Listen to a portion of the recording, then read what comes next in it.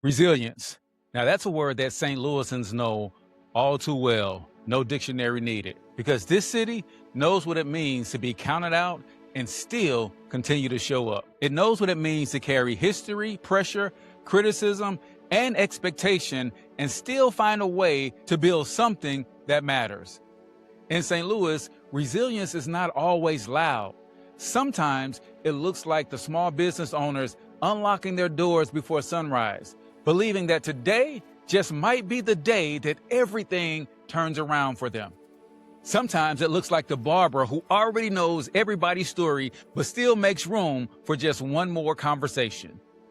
Other times, it looks like the nonprofit leader stacking chairs after the event because the one thing that they are sure of is the work is not over when the applause ends. It could also look like that founder building that part-time side hustle after work. It could look like the creative who's turning their pain into culture. It could look like the many faces of mentors throughout this city pouring their heart and soul into the next generation. It definitely looks like that neighbor, you know, the one who always shows up to help even when nobody asks them to. That, my friends, is the St. Louis I believe in. Not a city defined by what tried to break it, but a city shaped by the people determined to keep building anyway. See, St. Louis resilience is not just about surviving. It's about deciding that the thing that tried to break you will not get the final word. It's about carrying the weight with grace, the setbacks, the closed doors, and somehow turning them into wisdom, service, leadership, and purpose. And when you really look around this city, you see it everywhere. You see the people full of heart, joy, still building, still serving, still creating, still dreaming, still opening doors for someone else. That is a St. Louis worth telling stories about. That is a St. Louis that we're here to document. And today's guest is the embodiment of that kind of resilience. Today on STL Hustle Insider, we sit down with the legendary entrepreneur and activist, James Dickerson. And in my opinion, he is the epitome of resilience. So let's get into it. Welcome to STL Hustle Insider, the podcast highlighting the people, businesses, and movements building the city from the inside out. Hosted by Cortez Hustle, each episode brings you real conversations, local insight, and the kind of stories that remind us why St. Louis keeps pushing forward. From the neighborhoods to the boardrooms, from the creatives to the community builders. This is where St. Louis stories get the spotlight. So lock in, tap in, and get ready. This is more than a podcast. This is STL Hustle Insider, and it starts now. Welcome to STL Hustle Insider. I'm your host, Cortez Hustle, and everybody's favorite fatherpreneur and local business strategist. Before we bring in today's guest, it's time to go inside STL Black History. This Inside STL Black History moment is provided to you by iHustle Media Group. If you are struggling to turn attention on social media into actual opportunities, then go to ihustlemg.com. Today, we're looking at a community that once sat in the central corridor of St. Louis. Most people know this area as Midtown, you know, where St. Louis University, Harris Stowe sits, and the brand new soccer stadium. But before all of that redevelopment, this was home.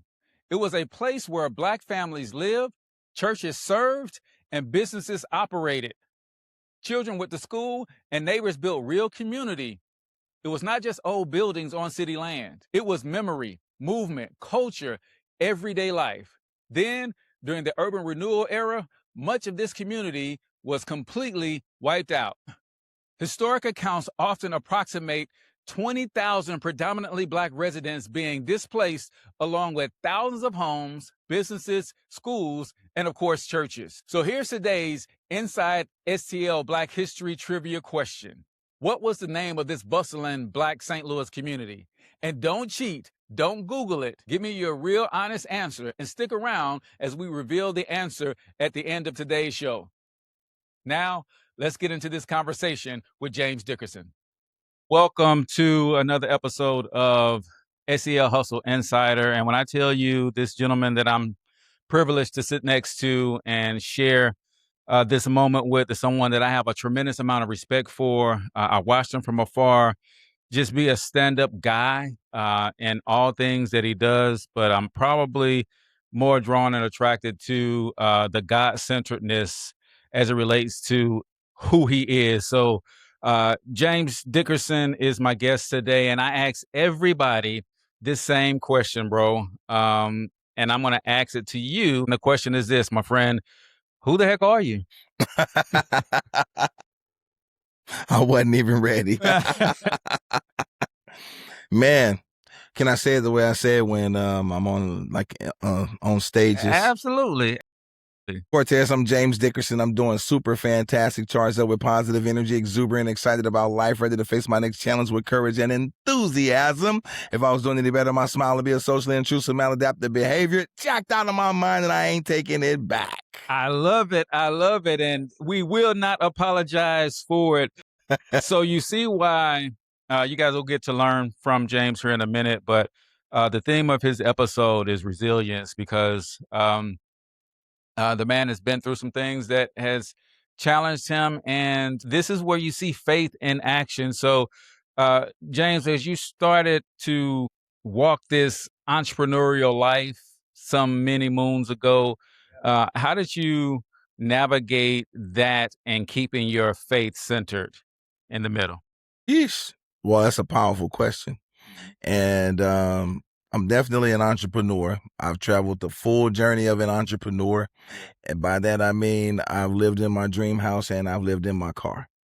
And throughout the course of the journey, faith-centeredness is, it was required and not just something that I had to fight to keep as much as something I had to have, as far as the way I see it, because I guess I came into a relationship, or began the process of an intentional relationship with God around the same time that I became intentionally active as an entrepreneur and a speaker.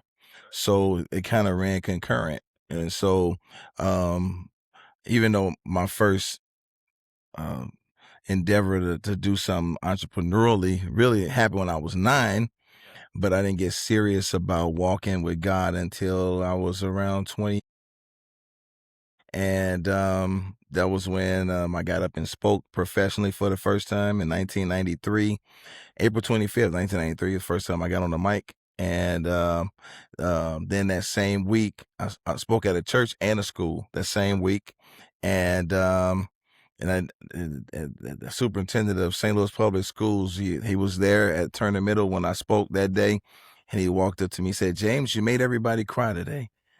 And I thought I did something wrong, so I knew everybody cried. So, and then I said, "Yes, sir, I'm sorry. I really wasn't trying to do that." He said, No, that's fine. He said, "But I want all the schools to hear you." And then he said, "I want you to give me your fee scale, and we're going to get you booked up for all of the schools for all of next school year." And that was really my very first speaking engagement at a school that I used to go to. The school I got kicked out of, turned into me speaking at all of the schools in 1993-94 school year. And I charged them $50 a school. He said 9 cents. We're going to pay you 75. And of course, the following school year, they wanted me to return, and the money went up. Gotcha. It kept going up. Understood. So, but through the process of time, throughout the 90s, I flapped my entrepreneurial wings a number of ways. And that also through the process of that time, I was doing ministry and doing work in the community, activism, leading anti-drug and anti-gang marches, because I came from drug and gang activity when I was a teenager. So that was my way of giving back to the community. So for me, operating in a space of faith, it was easier probably for me than most, because I came into I walked into adulthood with a sense of gratitude that probably a lot of people don't. And so I didn't spend my 20s frivolously. I spent my 20s trying to give to the culture and, you know, really building a career for myself. And I became a father young too. So that helps. So it's a number of things there. All right, so before we go too deep into some of the wins and losses as an entrepreneur, take me back to 9-year-old James. What was that first entrepreneurial endeavor? My dad was taking me and my brother to get our first 10-speed bikes. We got the bikes, I don't even know if they call them 10 speeds anymore, but, we still had the Ram's horn, handlebars. Yeah. So we was going from a Huffy to, the Schwinn. Gotcha. Oh, that's a big transition. That's a big boy bike. We on our way home with the bikes. They gave them to you boxed up. You put them together when you get home. So we on our way home with the bikes, and Dad turns and looks to the back seat and says to my brother and I, when we get home, come on, take your old bikes and give them to the Veterans Village. Remember Veterans Village? It used to be around on Natural Bridge, right? For all the St. Louis people that's watching. So I said to Dad, no, Daddy, we want to take the old bikes and keep them. He said, but you can't ride them no more. You're too big. I said, yeah, but other kids can ride them and they can pay us for it. Wow. And he said, you want to start a bike renting service? He said, a bike renting service. And I looked at my brother. I said, that's what you call it. Yeah. I didn't know what to call it. I mean, think about that. And now people pay hundreds and hundreds of dollars to rent bikes. And these bikes, especially the electric joints, are all over the place these days, man. And you were ahead of your time. Yeah, man. That was like 1979, 1980. Okay. Yeah, okay. So it's a long time ago. Bell bottom days, right? Gotcha. Disco was still here. Absolutely. And but we did start that business, my brother and I,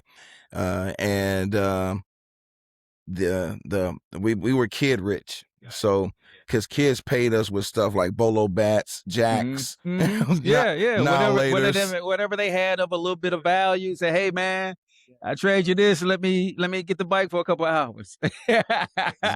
I catch you walking home from the Chinese food place. Give me a scoop of that rice. You can get a ride. You can get a ride. Yeah. That's what's up. So we was kid rich. Okay, all right. That's what's up, man. That's what's up. Yeah, man. That was my first taste. But that taught me that if you can find an itch in the marketplace and scratch it, that the market will pay you good value for providing something that they are looking for. So, and I knew that and growing up, that just became a part of my instincts.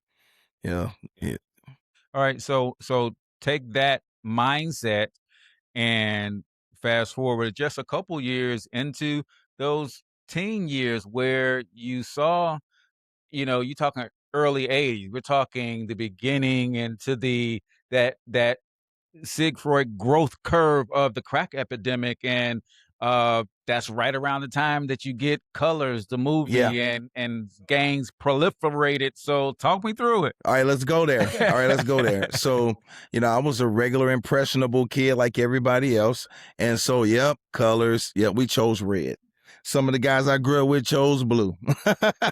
We was the North Side gangsters at first, and then we decided to become Bloods. Okay. And so we became Bloods. There was this Jamaican guy that was in the neighborhood, that we was intrigued by, driving a BMW. Him and another couple of guys were going out of this apartment.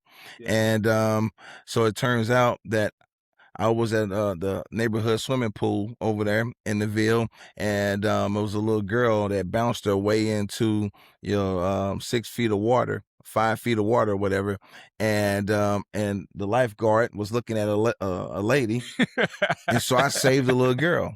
It turned out the little girl was this Jamaican guy's daughter. Wow. Okay. And so as the way that went down, man, he kind of embraced me. Yeah. And with the sickness that was in his head, with the pimp mentality he had, he decided to pimp my young mind. And, as he learned me, he learned I had some leadership skills that I gleaned from the family I came from. And he ended up, of course, eventually putting some crack in my hands. Gotcha. And so, Those guys came here to St. Louis to spread the crack epidemic, and I was a pawn in that game. So I don't really tell the story as glamorously as other people like to tell they old dope man stories.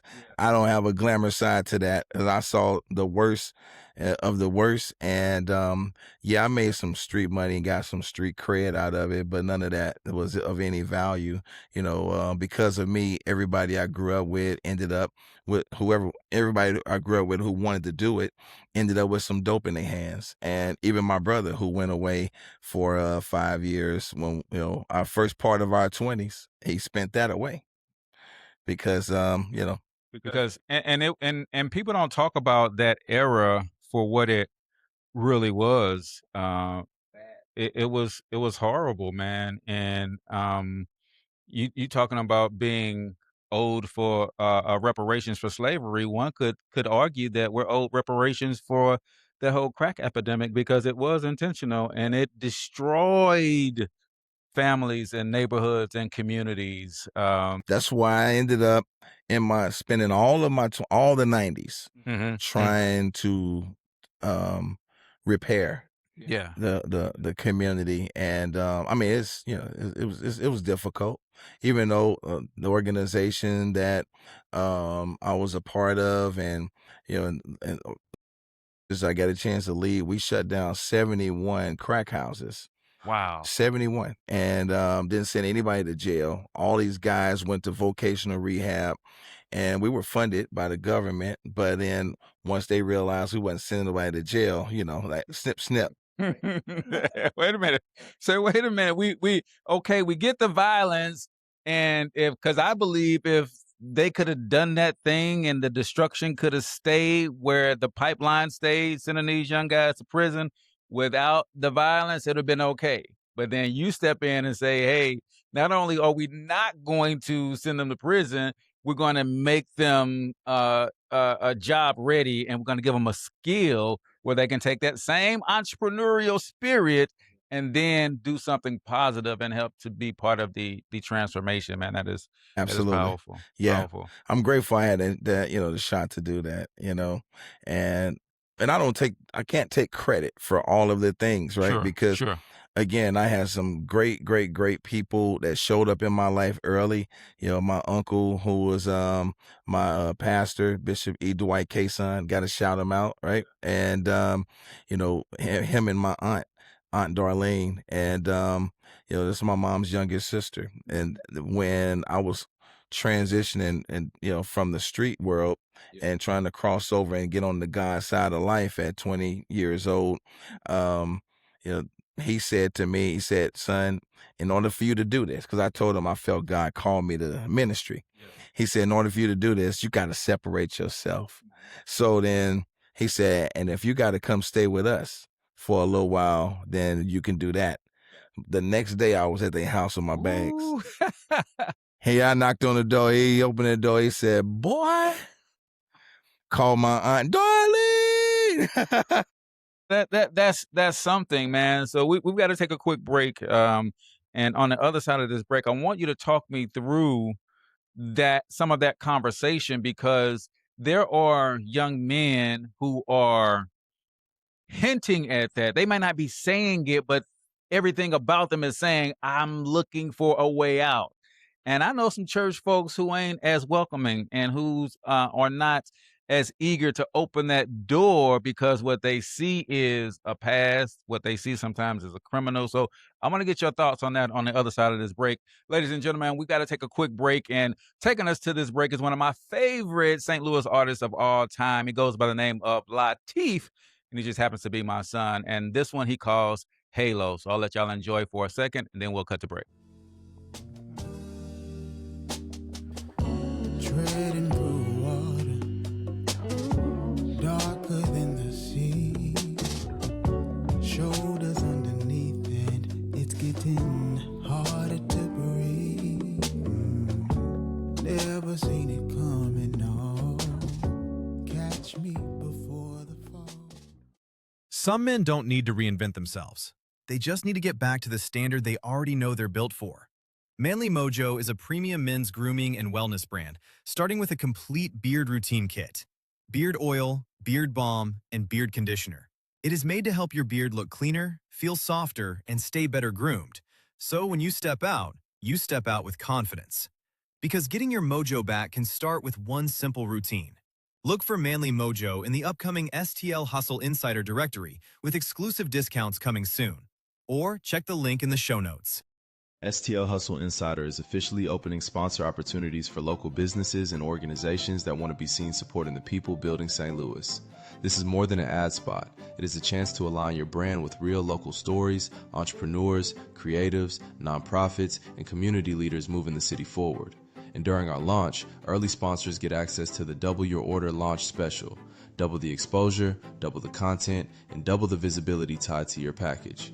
Support local stories and promote your brand. Sponsor the show today at stlhustleinsider.com. I'm just saying.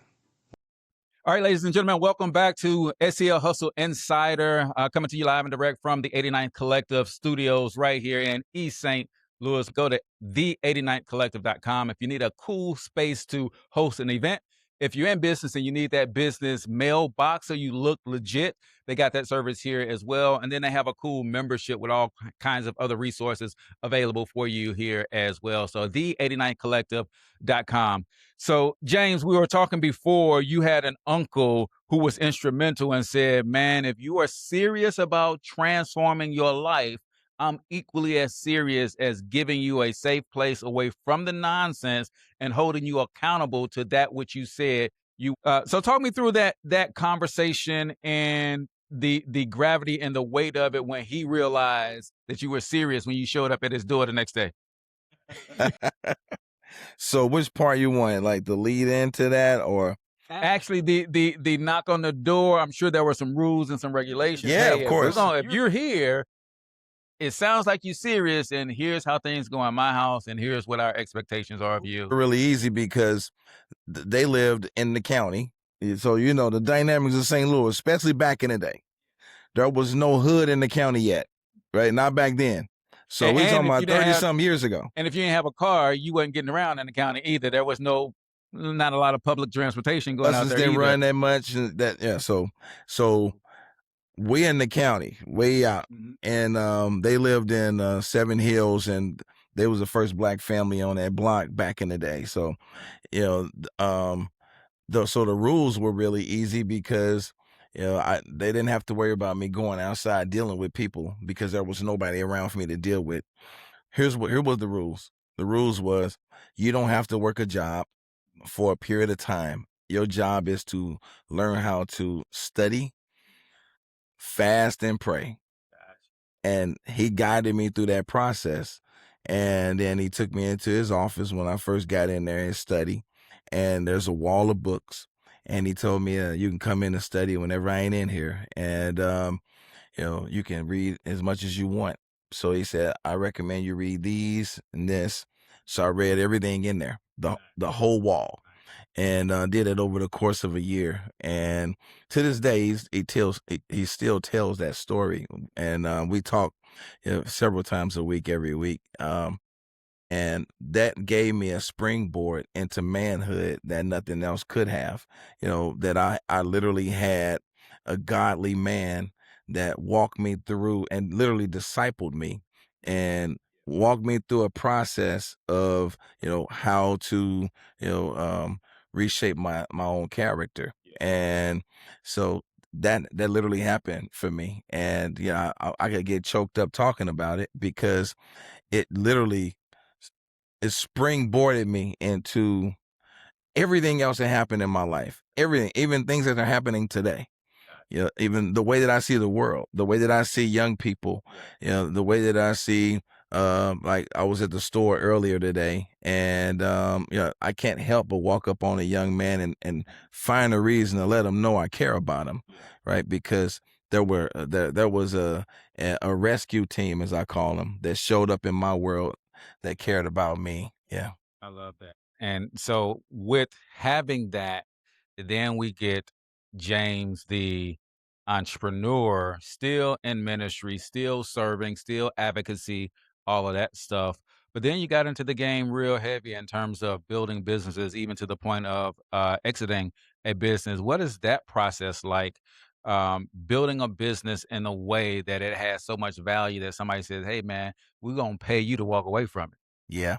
it." It's a process, right? So is here, and I could break it down to real simple Yeah. terms because we can have a whole conversation just on Hmm. that. Yep. Obviously, we can Yep. talk. I could talk for a month on that, Yeah. Yeah. and it's real simple. Is creating a business that can run without you. That's all Mm. it is. So if someone sees that you got SOPs or standard operating procedures Hmm. and technology and a sales system Hmm. and people that can run it that don't require them to have a doctorate. Hmm. So Hmm. it's easy to replace the people Yep. and the system can run without you, Hmm. then that makes the business way more sellable. And this Gotcha. and of course it's got to be profitable Sure. Sure. and proven to be Gotcha. so. So that's really what it takes. So, I had some technology in my hands and I was trying to sell the data from it and the Hmm. guys wanted to buy the whole company. So Wow.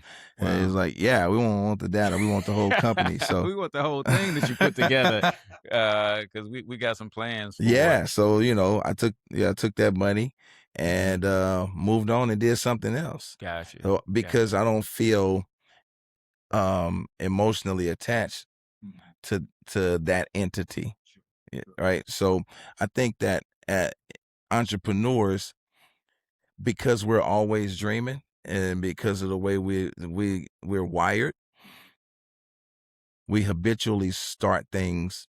And somebody said to me recently, man, you always starting something new. And I looked back at him and said, why you ain't ever starting nothing at all? You know what I'm saying? So yeah, I'm always starting something new.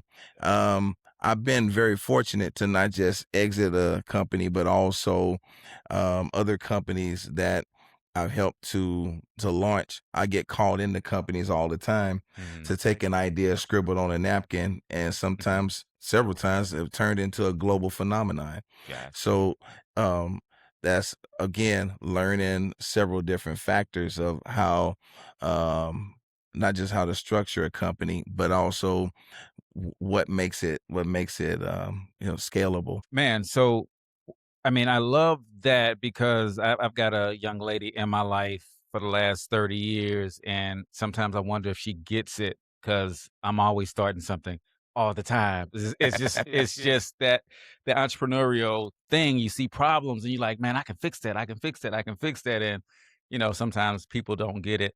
But we themed this particular episode resilience because as an entrepreneur life doesn't stop happening because you run businesses, right? And you've had some things happen in your life recently, some major losses. Um, Talk about what it means to continue to get up and put one foot in front of the other in spite of loss, grief, hurt, all of the things that will usually cause most people to quit and give up, but you've determined that you weren't going to let that happen, and now you got some greater purpose even behind what some of the things that you're doing. Talk us through that. Yeah, man. I mean, over the last 6 years of my life has been crazy. So, I lost my best friend at 30 years. His name was Rob. So Rob passed on us suddenly, sitting down watching a basketball game, and bam, right on his couch. And then, months after that, then my mama. So, and not just my mama, her best friend. So, which is an aunt, right? So, and she found her. They lived next door to each other. That's how close they were. And she found her, you know, passed away. And then that sent my mom into depression. And then in that very moment, bam, here's COVID, right? So, some months later in May 2020, my mama passed. So then, not long after that, a young lady that I mentored, she, I had a eulogy. Then my cousin, um, and then my daughter. So, which was like probably the heaviest, second heaviest blow of my life. I mean, the heaviest blow of my life was my daughter. Second heaviest was my mama. And, you know, obviously losing a best friend is crazy too, because it's like losing a sibling. You know, and my daughter's passing was harder because she wasn't 70. You know, my mom was 70, but she should have lived longer. But, you know, she lived in fear and depression because of the COVID and losing my best bud and then our friend, and just crazy times. Yeah. And then my daughter, you know, I'm glad my mom wasn't here for that, because she was being bullied and cyber bullied that led her down a dark path internally that resulted in her on August 8th, 2022. Um, you know, she hung herself in her closet because she didn't want to go back to school. And, you know, yeah, so she was on life support for 17 days. And then on August 25th, you know, her mama, for her own reasons, you know, gave the hospital permission to pull the plug from her. And so I had my kids come to the hospital, and we sat around her, and I held her hand as she took her last breath. And and her name was Spirit. And so now, you know, that's all she is Spirit.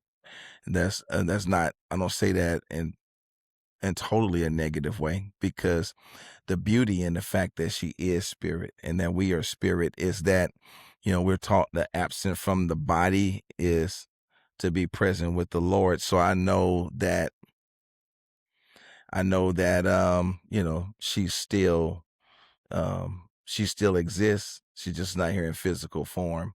You know, I went into deep depression, and especially because not just that was going on, but I was in the midst of building a mega company too. I had a company that that company specialized in women's hygienic products, and we were fixing issues with we were fixing products that were wreaking havoc on the womb space of women. And that company was blowing up, and it was a network marketing business model. I had thousands of distributors all over the country. We were traveling every day to you know, doing meetings everywhere. And I had just got back from Houston, where a friend of mine named Kenny, he had summoned me to come down there. And as soon as I walked, this is how powerful this company was. As soon as I walked in the door, like not even 5 minutes in, he said, "Look, bro, you got the buzz of the industry, and you need some money." I'm like, "What?" He said, I can get you $1 million in 3 days. Wow. So he offered me a couple of $1 million, and then he said, in 3 days I can get you the first $1 million. So that's happening. And then less than 2 weeks later, then my daughter, tragedy occurs. Yeah. Ladies and gentlemen, as we got to the end of the conversation with James, we experienced some unusual technical difficulties. And while we did not catch this conversation on our primary microphones, we did have backup cameras rolling.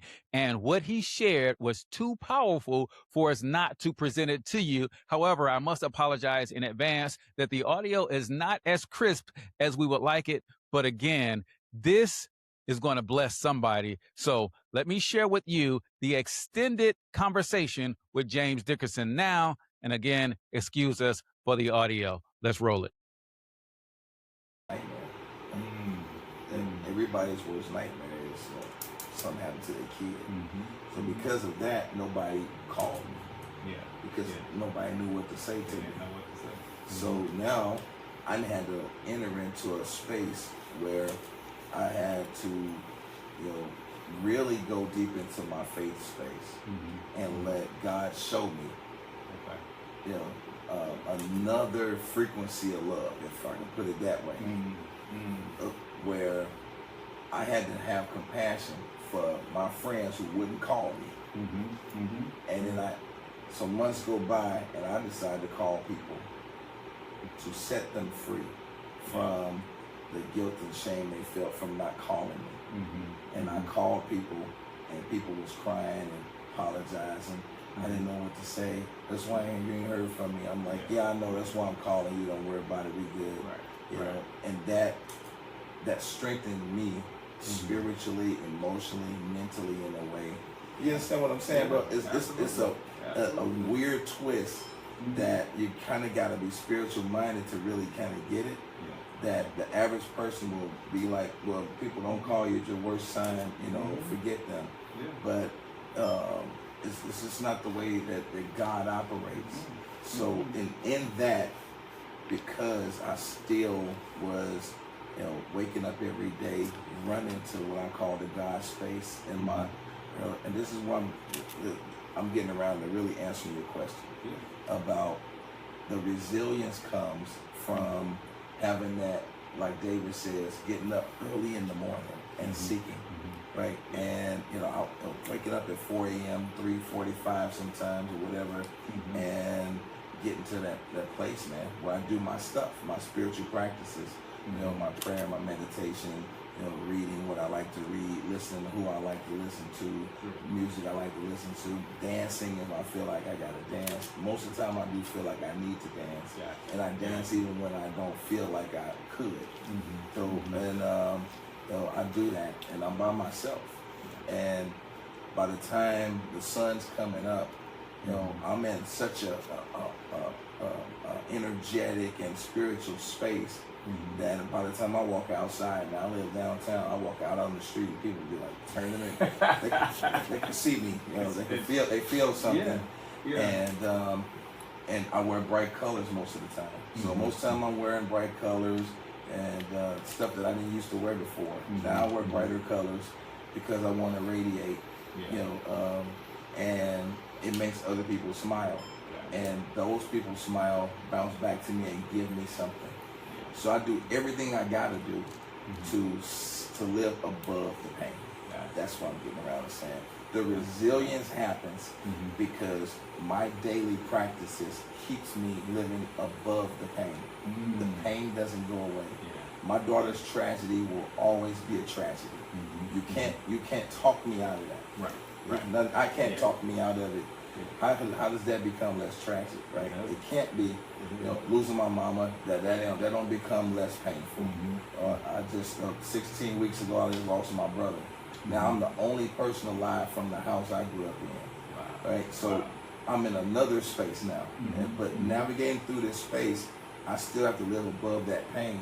And what helps me to do that, man, is my daily practices and wanting to be a servant to other human beings and serving people like I serve God, man. You know, and then also staying busy in my entrepreneurial work. So, you know, I got new projects, and I tried to jump back into those, and I couldn't right away. But I did find out, that I needed to give more time to, healing. But I'm much better now. Praise God. Praise God. Well, James, it has been a pleasure. Before I let you get out of here, man, we do this segment that we call freestyle.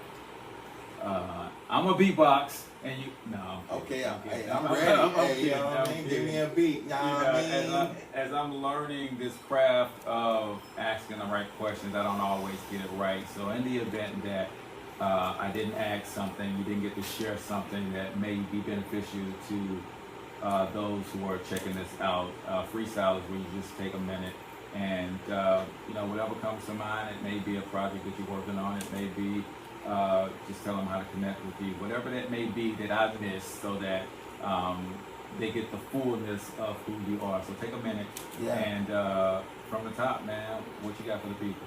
Man, if you want to get rich, focus on the niche. If you want to be broke, try to hit all the folk. I live by this. I breathe it. And that's the reason why right now in this freestyle segment, I don't have to go in on like promoting my company, because it's so micro niche down into different entities and markets that I don't care if you ever become my client. You don't qualify probably anyway, because we already know who we're looking for, and we already know who needs what we sell. And so what I care about right now is affecting the mentality of entrepreneurs. What makes me an entrepreneur is that I habitually start before I'm ready. So right now, somebody's sitting there getting ready to get ready. And I'm going to tell you this, start now before you're ready. I'm never ready when I start. And then the biggest things I ever did, I was absolutely unprepared for.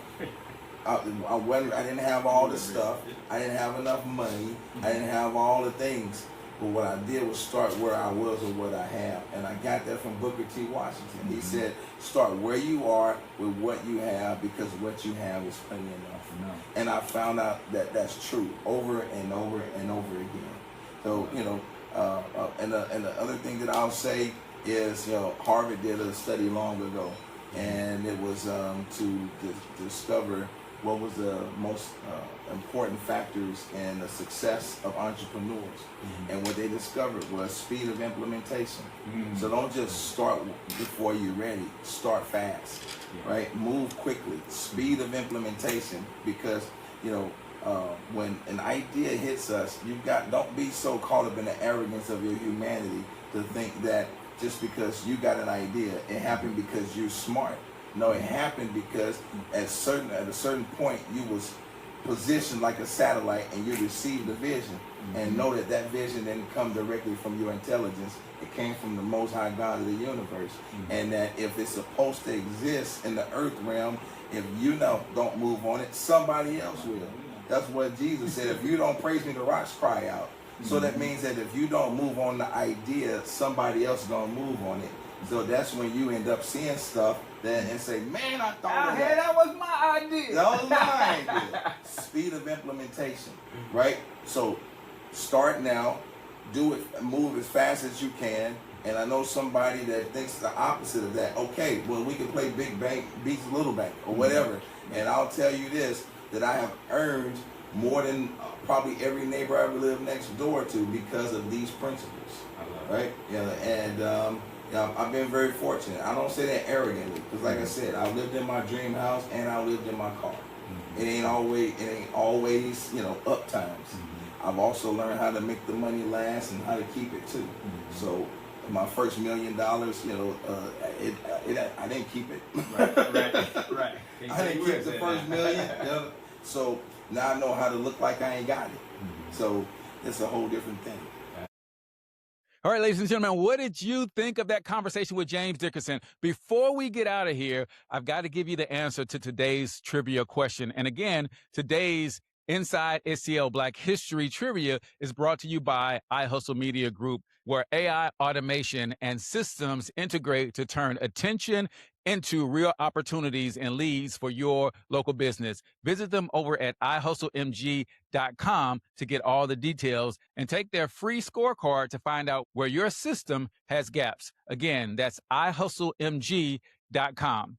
Now, for today's trivia question answer, we talked about a community of mostly Black people, nearly 20,000 displaced due to urban renewal. The question was, what is the name of that community?